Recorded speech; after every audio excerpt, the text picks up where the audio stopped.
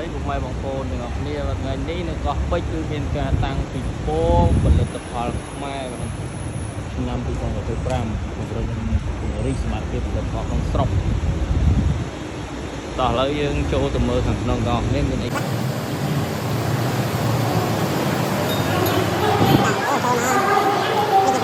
ានទឹកត្រីងៅហេងកពតមានមីកូកអ៊ីណ្ឌូមីយើងហ្នឹងកូកអ៊ីណ្ឌូមីមីលគីតាអូមីគីតាហើយបងប្អូនកាហ្វេរ៉ូស្ទ័រក៏ជារបស់ខ្មែរដែរបាទនេះជាក្រុមហ៊ុនលំដាប់កំពូលរបស់យើងបាទនៅកម្ពុជាយើងហ្នឹងភេសជ្ជៈមានស្រាបៀរមានអីហ្នឹងក្រុមហ៊ុនវឌ្ឍនៈគ្រប់មានជាមួយនឹងសហគ្រាសជែកណាំវ៉ាដែលធ្លាប់តែឃើញនៅក្នុងពេក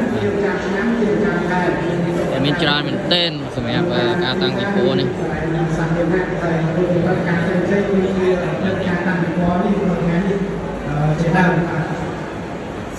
ក្រុមហ៊ុនវិសាហៃថេក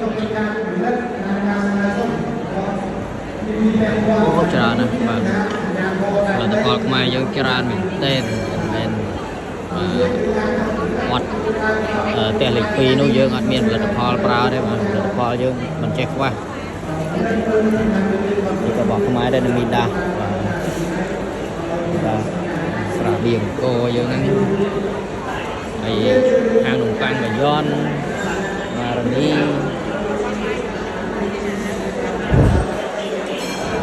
ប៉ាំងបញ្ចន់3យូរមកហើយ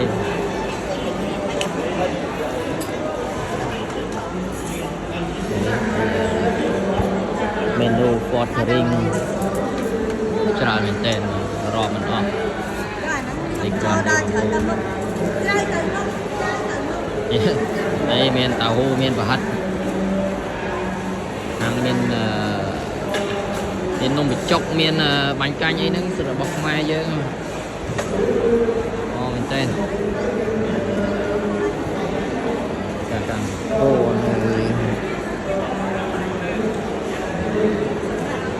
ជាពិសេសទាខ្វាយយើងចូលចិត្តញ៉ាំមែនតើនេះទាខ្វាយជាផលិតផលខ្មែរដែរទឹកឃ្មុំធម្មជាតិ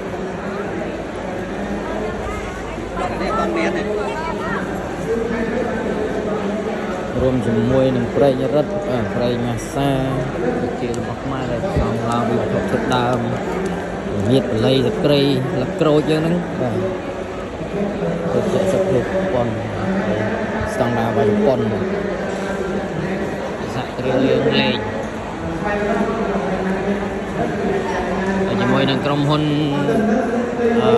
ផលិតធំមួយទៀតនោះគឺនេះក្រុមហ៊ុនលីលីបាទលីលី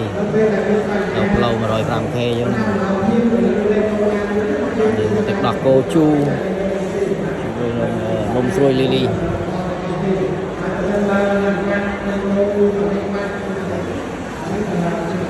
ចឹង